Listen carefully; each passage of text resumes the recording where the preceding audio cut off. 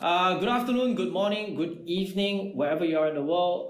We are on day one. In fact, we are on the Global Leaders session. This is the Asia edition of the Global Leaders edition for Unitize. Unitize, just in case for those of you who have just joined us, Unitize is a co-collaboration between a little bunch of co-hosts, but driven predominantly by Blockshaw, who is in Asia, and I'm in Singapore actually. In fact, I think some of you who have watched other sessions would have realized that by now. And at the same time, San Francisco Blockchain Week, they run the largest blockchain week that side of the world, basically. So we are running Global Leaders on day one. Basically, it's Asia time, which you guys are seeing right now, and we're also going to be running something about 8-10 hours from now, which is the US time. You can find it all on the agenda umbrella, which you're probably seeing this session right now. The session right now we're going to be talking about is Southeast Asia stories, Southeast Asia startup stories actually. It is going to be, and with me are three fine gentlemen who've spent a lot of time. In one of their cases, they've actually been born here but are no longer in Singapore. We've got Alexandra from On-Chain Custodian. We've got Jeff.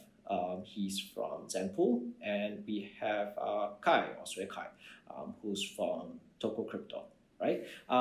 These three gentlemen have, over the last couple of years, started what I would call a blockchain startup. Obviously, in some cases, they have evolved beyond just a startup. They have all become proper businesses and everything like that.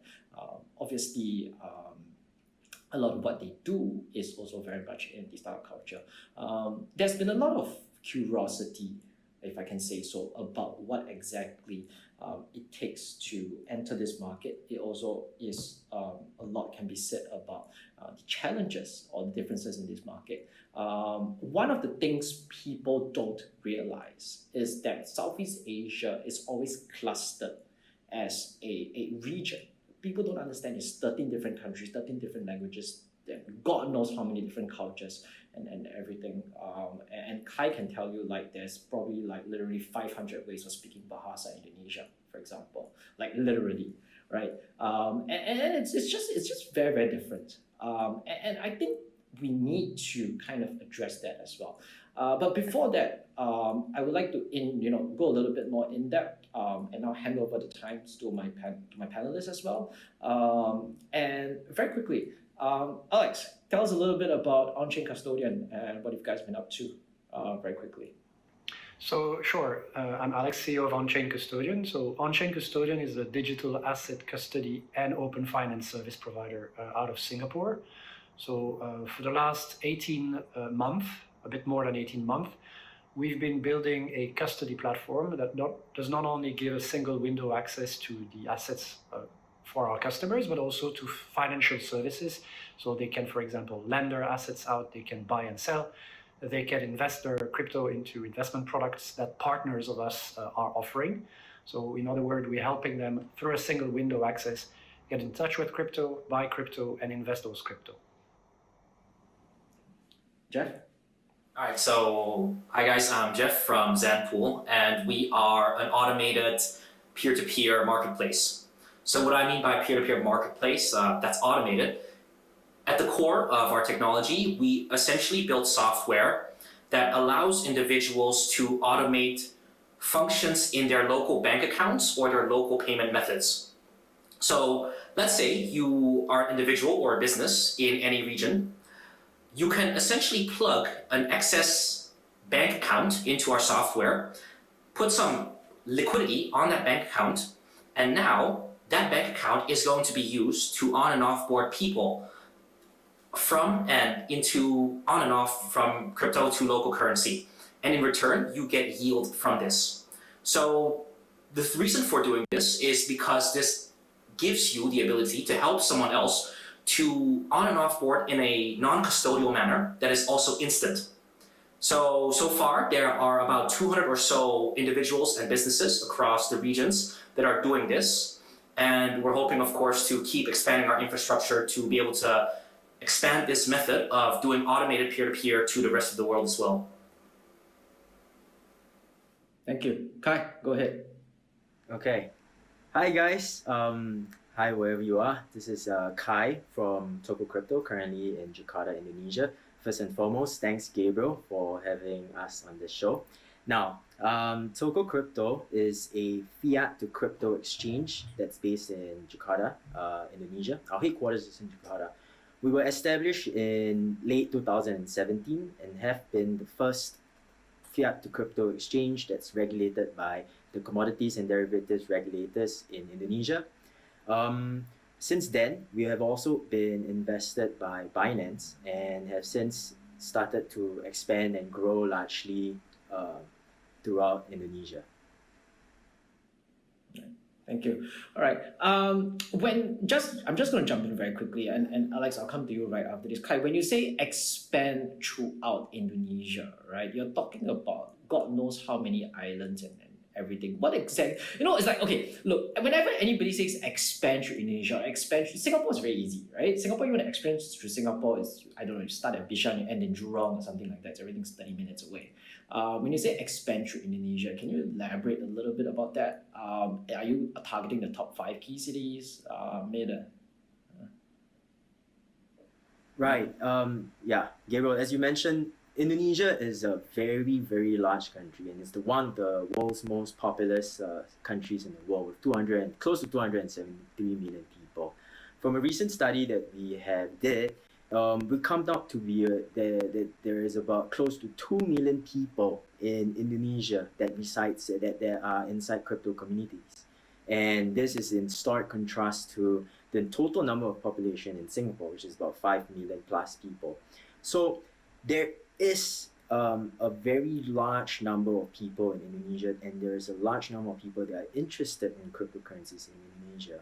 So when we mention about wanting to expand in Indonesia, we're definitely targeting the top 5 cities: Jakarta, Surabaya, Medan. These are the cities which are most populous and which we feel are the has the greatest uptake in terms of cryptocurrencies in Indonesia.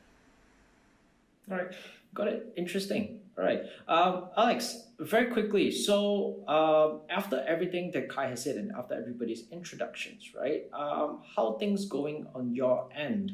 I believe this 6 months in general has been a little bit interesting. Challenging would be probably the politically correct word to say for all of us for the last 6 months, especially in this part of the world. What have you guys been up to? And I believe you guys have also collaborated with some charitable initiatives as well. Maybe you can talk a little bit about it because it's on crypto as well, which is actually quite in line with what On Custodian does. Yeah, sure. So I'll start by that. So we've been working with a company called Rapid Ward. So what are they? They are not-for-profits, who is actually helping sourcing equipment that hospitals and countries need in the crisis of COVID-19, such as masks, such as tests, and so on and so forth. And they send those equipments to those countries at cost. So the objective is not to make money out of it. It's really to help in a market that is very tense. Those countries and those hospitals getting the right materials they need as quickly as possible. So what we've been doing for them is actually opening them wallets to enable donations, crypto donations. So if you go on their website, rapidward.com/crypto, you will see a series of wallets that end up at on-chain custodian when donations are made. And pro bono, we will convert those assets into fiat currency, whatever the currency they need, for them to use and finance their operations. Ah, interesting. All right. And how long has this collaboration been going on? Is it a recent thing or something? How did it come about in the first place? Well, I first came about them, I think it was on LinkedIn or some articles that I read. I contacted them to see whether they wanted some help in terms of collecting donations. They said yes. We did a proper KYC onboarding of the entity. Obviously, we didn't want to contribute to any fraudulent activities in that space, as you know that exists. And after that KYC process, we onboarded them as a customer, really, pro bono. And now we're collecting the donations.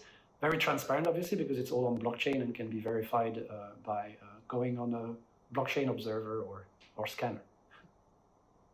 Interesting. All right. Thank you for sharing. Right. And for guys, for any of you who would like to find out more, if I'm not wrong, if my guy set it up correctly as well, the information is actually going to come out right below us right now. You can find out more as well. I think one of the things, in fact, I was just sharing with the panel before we started, is that as an event, whether it's physical or online or offline and all that, I think it's also as a platform we're enablers. We're always looking to see what kind of initiatives we can put support and everything like that as well. We just want to carry on a little bit since we're talking about charitable organization. Jeff, I think Zenpool is, can I say, rather new. Has it been a year since Zenpool started? It's been about there, right? Started, yeah. Me and my co-founder, we built an MVP last year in February. Started to get some traction, and then we officially incorporated in March. So it's more than a year. It's slightly more than a year. How's it been? Like, the last 6 months in this part of the world because of COVID-19 has been a little bit challenging, I would say. I don't think, if we all go back to January and March, I don't think any of us expected it to last as long as it did, right? But it has. And in fact, only up to last weekend, Singapore was in, total, they call it circuit breaker. Lockdown's a lockdown. I'm not going to mince my words here. How's that affected you? As a new business, as a new startup, you're obviously offering a service. How's that affected you in the last 6 months? So the thing is of creating a B2C company in Singapore is that if you aim to make it large and valuable, you can't just stay in Singapore. You practically have to jump into the neighboring countries on the first quarter that you're operating, so that you can show a large enough market size to actually warrant growth capital, so to speak. So this COVID thing definitely made a lot of things weird for us. In the beginning, I didn't really take the virus that seriously, so I was still traveling for work everywhere, until one day I essentially got an email saying that my flight schedule got changed. And this is the first time in my life that I ever got a flight schedule changed on me. I didn't know that an airline was allowed to do that. So that was very eye-opening. And I guess just like they say, not your keys, not your coins, not your airplane, not your travel schedule, I guess. So adopting to the travel restrictions was the hardest part. It forced us to do a lot of deals online, which felt really strange, and it still does. So let's say if we were in a group chatting together, I would be looking at you guys making eye contact individually, periodically. But now I'm just systematically just looking at each of your avatars when I'm talking. But it doesn't have the same effect. So it definitely is weird. This whole pandemic, I guess, has made me a lot more conservative in my planning, especially because I think the pandemic itself and some of the ensuing financial instability may not be over just yet. So right now for us, it's really about sitting tight, planning conservatively, and also growing sustainably. Understand. And Kai, since you're the Singaporean representative, so to speak, in Indonesia, how would things? It's like, I think the last time we met each other was probably literally last year, I think, right? And in that time, before the Binance investment and everything came in, congrats by the way. You guys were, I still remember, right, that you guys were fighting, that opportunity to be regulated, to be legal, basically, right? And you guys have been officially legal for how many months already? Remind me, for? Since November 2019. Oh, so that's coming on November. 7 months, yeah. Okay, so that exactly. So how has that affected plans? How has COVID-19 affected plans? Because November, I'm assuming December, you guys had this. You guys just did Indonesia blockchain week. You guys had that whole entire roadmap and everything planned out, and then boom, this thing happened. How's that affected plans and everything? Right. I guess my sentiments would be along the same lines as what Jeffrey has shared. definitely we're taking a bit more of a conservative foothold here because due to the current volatility and kind of unsure of the market conditions and the current financial conditions, we are definitely taking a more conservative step, being sure that we can ensure that our business lasts throughout this COVID situation. Now, however, with that being said, a lot of our business and a lot of our user acquisitions and our expansion plans are all run digitally. So yes, we are really looking to have. I mean, in fact, just last week we had numerous webinars with other organizations, and we are looking to carry on this effort, same like this, like the one we have right now with Unitize. There's a big movement and there's a big push for these business expansion in terms of webinars, online events to help push out business agendas. I think that ultimately could be the new normal for all of us right here with the current restrictions on traveling. We can't get flights. I can't get flights back to Singapore right now because if I do go back, I need to be quarantined for 2 weeks. So I haven't been back in since the whole COVID situation has started. But I think for us right now, we're still looking to expand on our online presence. Definitely, we are taking a step back on our expansion plan in terms of our offline presence. But that's something that we are. I mean, while the offline we're taking a step back, we're pushing out more on the online efforts in terms of user acquisition, in terms of sharing of knowledge, in terms of sharing with news. We're progressing towards more of that. So you're using the opportunity to take a more educational marketing approach during this period of time. Exactly. I think people are currently, a lot of people are at home, have a lot of time on their hands, and they do tend to, I mean, if you look at stocks trading, if you look at trading in other forms of instruments, there has been an uptick. And definitely, I think people in Indonesia are looking for, especially during this period whereby jobs are affected, unemployment is on the rise, people are looking for ways whereby they can hopefully make some returns on their trading and investments.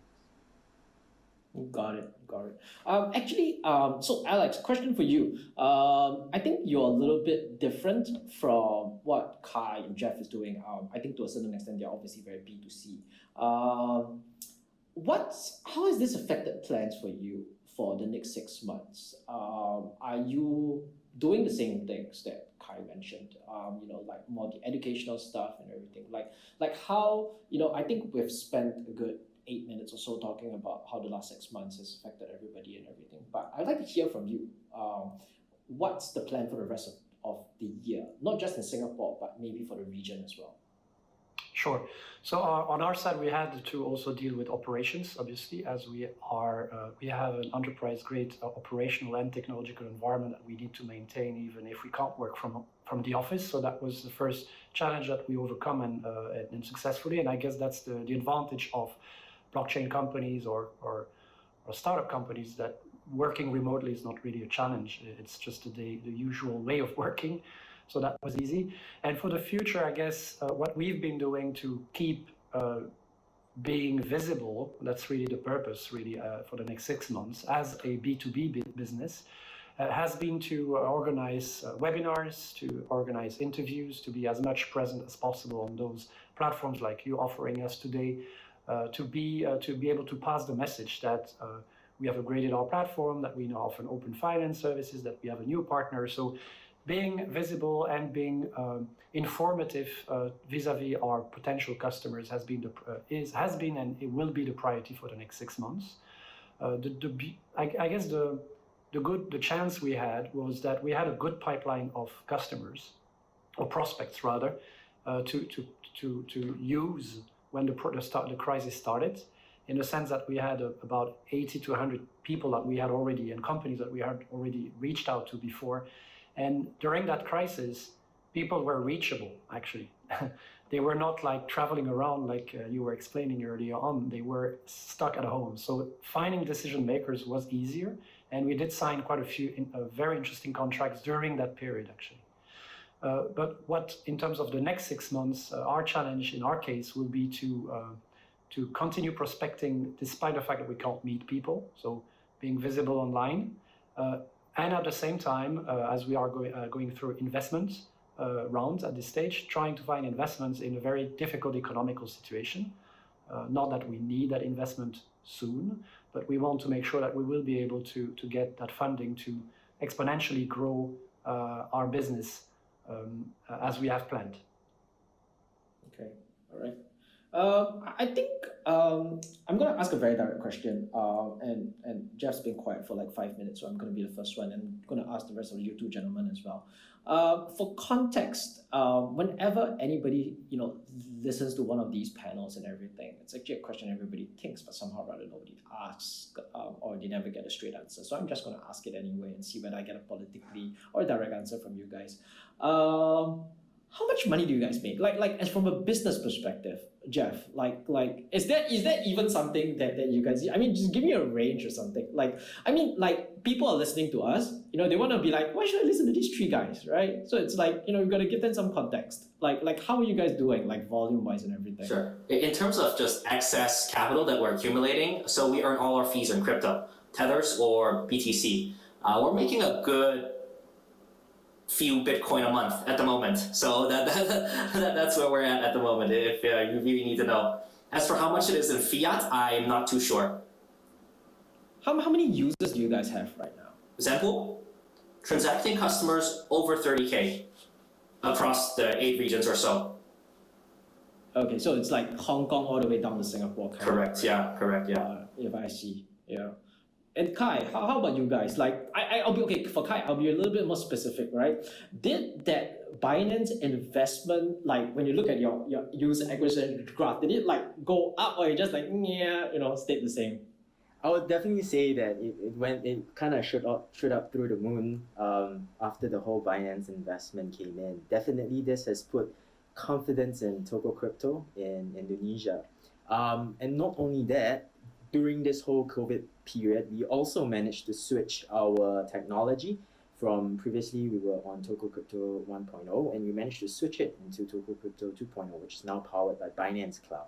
And it basically expands a whole suite of tools and products that is now available to our customers, and basically more token listings that we can facilitate right now. We've had BIDR, which is Binance IDR, which is being launched right now. Which has been launched, and basically users can now go onto Toko Crypto and convert BIDR, or basically they can deposit IDR, get instantly BIDR, Binance IDR, and convert it instantly to USD tokens. And I would say this fiat to crypto exchange kind of has been leading the volumes for our exchange so far. Because right now, although people can't move, but I guess money in a way it's being enabled to move around through all these mechanisms that we have. So we kind of see this flow of money moving around kind of a little bit more. So in terms of volume and in terms of user acquisitions, it's definitely has spiked up. Or probably because you gotta give us numbers. There's no point. It's just a typical blockchain problem. Everybody's like, users are going up, and nobody gives any numbers. You gotta give us some numbers, man. Right. So I just say from the time we have launched Binance Cloud, so Toko Crypto 2.0 powered by Binance Cloud, within 2 days we've had close to 13,000 new registered users just within 2 days of the launch itself. And volumes have been, because it's new and we just newly launched, it's not fantastic volumes yet, but we have great plans for it. We're seeing about close to 200 to 300K USD types of volumes on daily average on our exchange right now. Interesting. All right, thank you very much. Alex, so I'm going to twist your question a little bit, right? Since you're the B2B guy.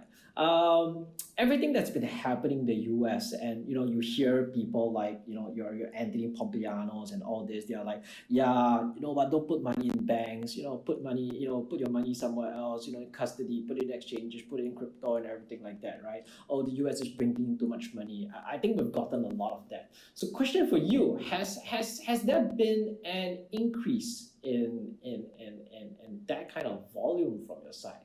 or basically has that result, because there's a lot of people they just go on Twitter, right, and they say, oh yes, more people, I know more people are using it, right, but there's no numbers or anything.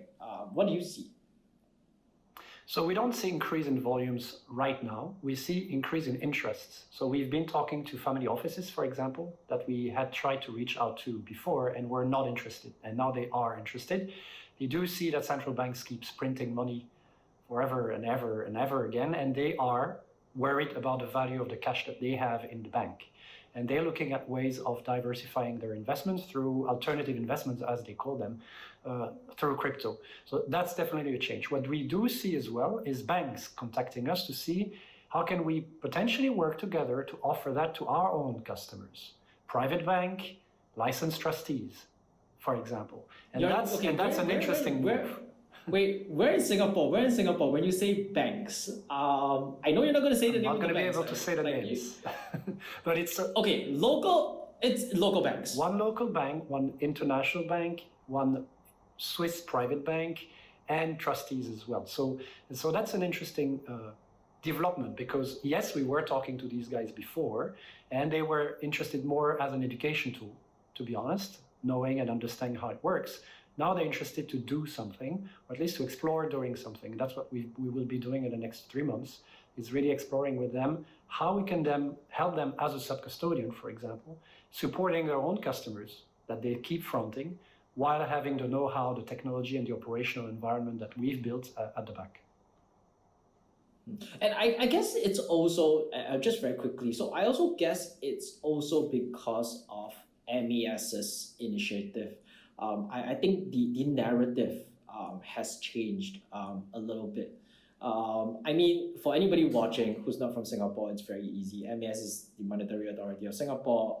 They are, if compared to the US, they are the FSA, the OCC, and whatever it is, all come together. We call them the god of money, basically, in Singapore. I don't think there's any other way to call them that.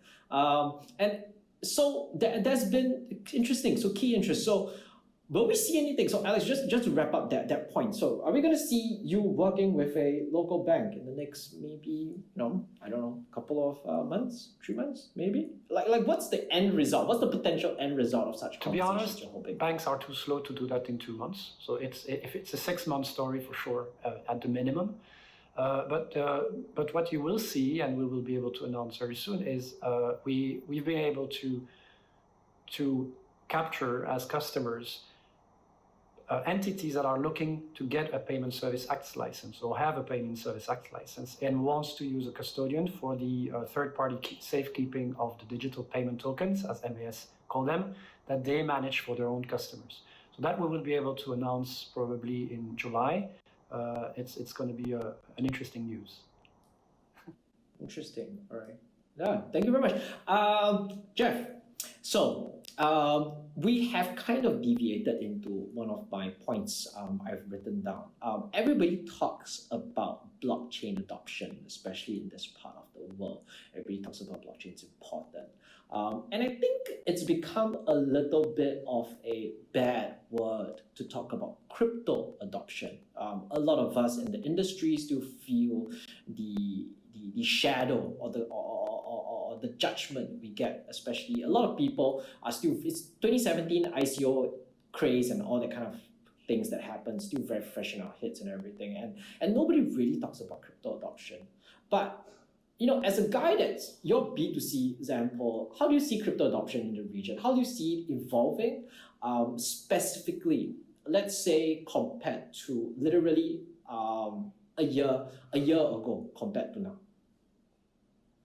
Okay, so I do want to push back a little bit on the question. When you mentioned that crypto adoption has gotten a bad name, well, maybe that's in your circles. In my circles, blockchain adoption has gotten the bad name, right? And I mean, I guess the general sentiment in the circles that I hang around with is that blockchain, it turns out, can be used for a lot, right? There are traditional technologies that very easily can just do what blockchain is supposed to do, especially in the way a lot of these corporates are implementing it.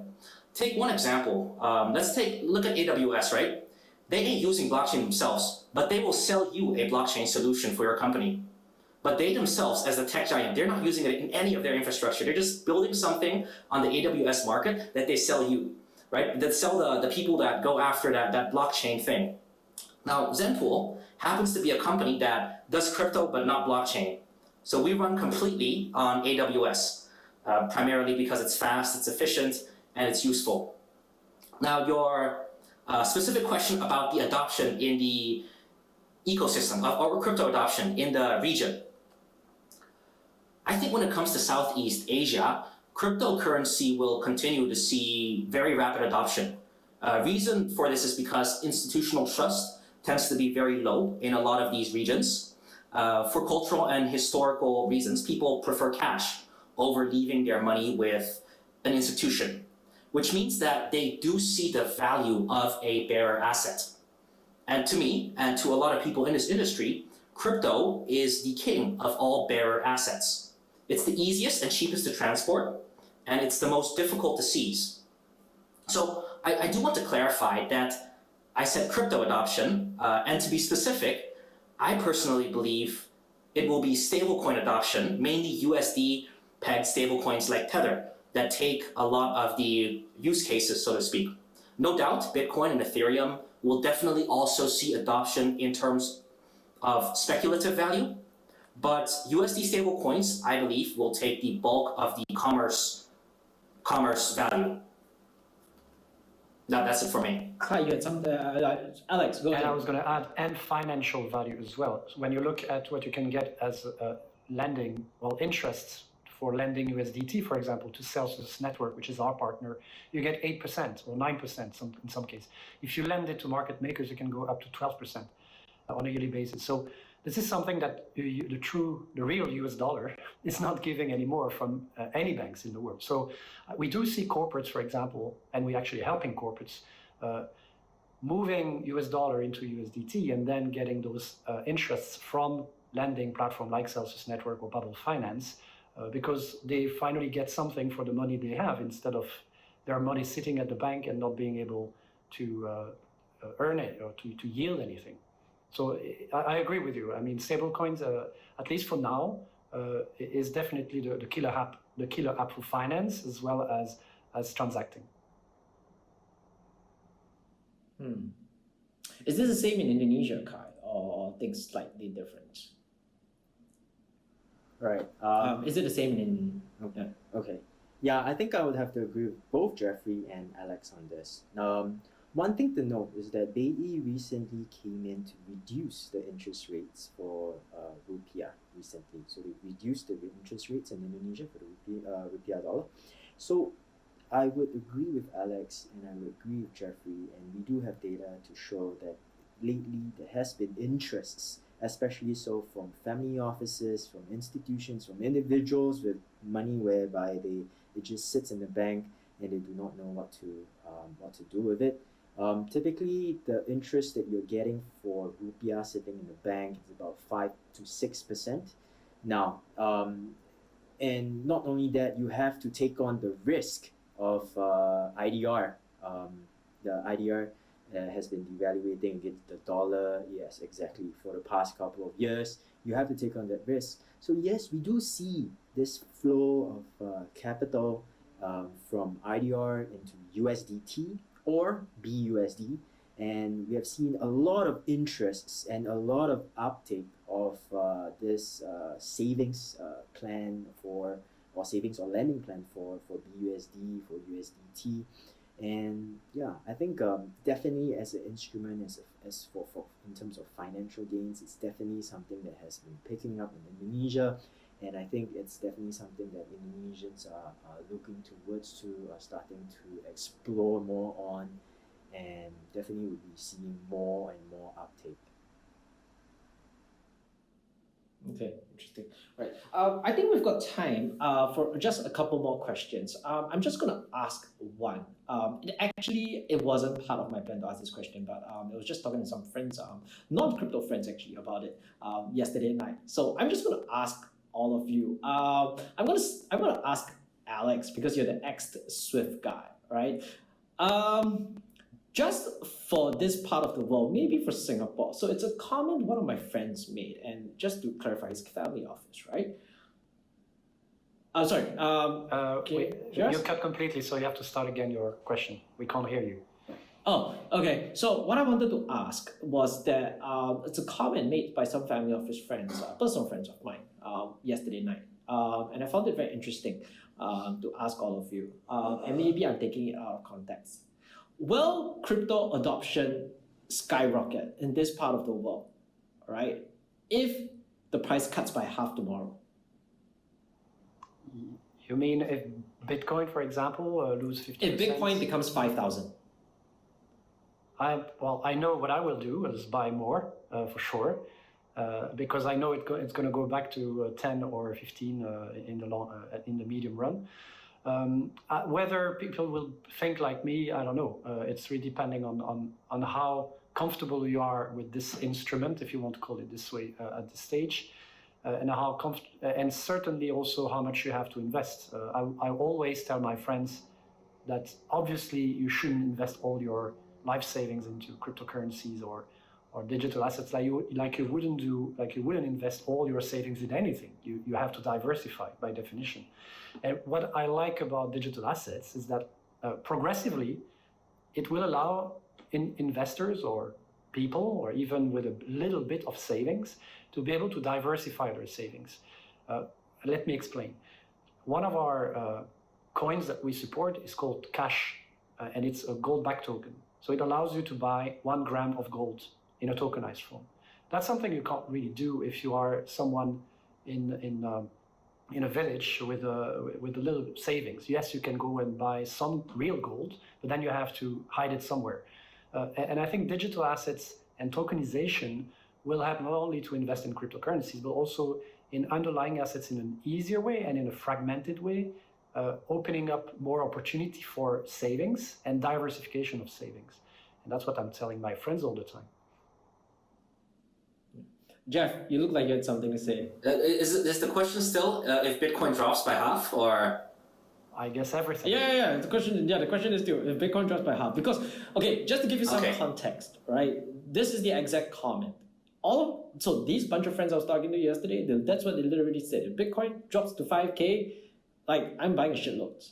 And these are people that probably only have 200 Singapore dollars, not even USD, 200 Singapore dollars worth of Bitcoin right now. And these are the people that are saying that. Well, first of all, I think that's highly unlikely at this point that it'll drop by another half. So if it definitely drops, you bet your ass I'm going to long it. I'm going to buy it spot. I'm going to buy it futures. I'm going to buy options. So you can really lock all that in. I'm going to take on a lot of margin to do that if it drops to 5K. I do want to comment, though, that oftentimes when you experience those kind of flash drops, it doesn't mean that you can actually buy spot product at that price. So, just an example, when the price went to 3.8K or so, it dropped a quarter, just in the last quarter. It did a flash crash where it spent a day trading under 5K, I believe. And at that moment, right, even though the price is, 4K, if you actually want to amass Bitcoin at that price, one, there's no liquidity because no one is selling. So you're buying it from OTC at 5% to 10% premium. So that's the first thing. Second thing is, I think your friends who have a couple $100 in Bitcoin are right that if it goes down, you should all in. All right, got it. Interesting. Yeah, just a fun question. All right, I'm gonna ask one last question. I think we've got about barely 5 minutes left, so I hope to keep the answer short. Kai, I'm gonna come to you. So you were recently regulated, obviously, as November. I think it's a question just a business question to ask everybody, and I'd like to hear everybody's opinion and probably just keep it to a short, concise answer. What if one day traditional players flip the switch? In Indonesia, in Singapore. When I say flip the switch, meaning that what if I think was it yesterday or 2 days ago, where there's this rumor coming out that PayPal are gonna one day allow people to buy and sell cryptocurrencies and everything. So what's gonna, like, Kai, just talk from you from an exchange perspective. What's gonna happen to people like you? Should you be concerned that one day if a bank like BNI or something like that in Indonesia decides to flip the switch, what happens to you guys? I think, in a sense, for us as for our positioning definitely in Indonesia as being regulated, should the traditional players flip the switch, I think instead of being afraid of what's going to happen to us, I think the potential upside is definitely larger than let's say if a bank like BNI or BCA or Bank BCA flips the switch and starts openly accepting crypto and starts openly backing crypto. I think it lends a lot of weight into the industry. It gives the amount of confidence whereby, so right now I say that there's about 2 million people in Indonesia who are inside crypto community. The amount of adults in Indonesia is about 40%. So that means that this 40% of the 273 million people are going to have that level of confidence in crypto and want to start looking for ways to come in. Yes, a bulk of them might go to BNI or BCA, but you still have close to 10, 20 million people that are looking for ways that we being regulated right now, being positioned as the way we are right now, I think we would be able to cumulatively as an industry be able to grow together. And I think there's more upside rather than downside on this, definitely. Looking forward to that, hopefully. I fully agree. I think I only see positives if it becomes really mainstream. That's what we're talking about right here. It's going to be positive in terms of market cap, for sure. It's going to exponentially grow in terms of usage. And as far as I'm concerned as a company, being early in a way in that area, I'm pretty sure we will be very attractive to banking players for acquisition, for example, or partnerships, because they are nowhere, I can tell you, and they are exploring, but their compliance department is so slow. Their knowledge of how to do it, their wish to go beyond Bitcoin, because that's generally what they look at today and nothing else, will still leave a place for us to serve customers that don't want to work with banks, for example, or prefer or have a wider requirement in terms of offering than banks will be able to offer them. Jeff, what if PayPal decides to one day set up that shop in Singapore? Everybody's got a PayPal account. I agree. I agree with both Kai and Alex. If traditional incumbents wanted to come in, they would have to pretty much go on a very heavy acqui-hiring spree in order to stay competitive. And I think that is something that you can play off against traditional companies themselves. Also, if they don't do that, then I see it as just free marketing for the rest of us. So that's my short position on it. Interesting. All right. So basically, in conclusion, anybody in the US or whatever it is that wants to come to this part of the world and they want to try and dominate the market, or if you're a local bank, which I'm going to mirror Alex, not name any names, it's probably better to book with you guys than to try and take you guys on. I think that's a conclusion, right? All right, we're almost at the end of the session. I've got literally 2 minutes left. So, gentlemen, I want to play a very interesting game. And I'll try not to ask. You can ask each other for your opinions after this. But I just wanted to ask. So I'm going to name a few statements and companies. And I'm just going to ask you a very simple question. Overrated or underrated? All right? Kai, I'm going to start with you. All right? GrabPay. Underrated. Underrated. Alex? What company? Sorry, I didn't hear. GrabPay. Or Gojek Pay. GrabPay. Underrated as well, yeah. Jeff, you agree? Underrated in terms of potential, overrated in terms of valuation. All right. Since you're talking about valuations, Libra, Jeff? Or no? Crypto LARPing. That's underrated. I mean, they're overrated. They're overrated. Gentlemen, Alex? I disagree. I think it's underrated. I think if they effectively do what they say they want to do, that's potentially the true mainstream adoption that some countries will see happening. Like in countries where actually internet is Facebook, and that's the only thing they know. In many countries, if they do put their act together and do that properly and in an open way, I think it can be a killer app.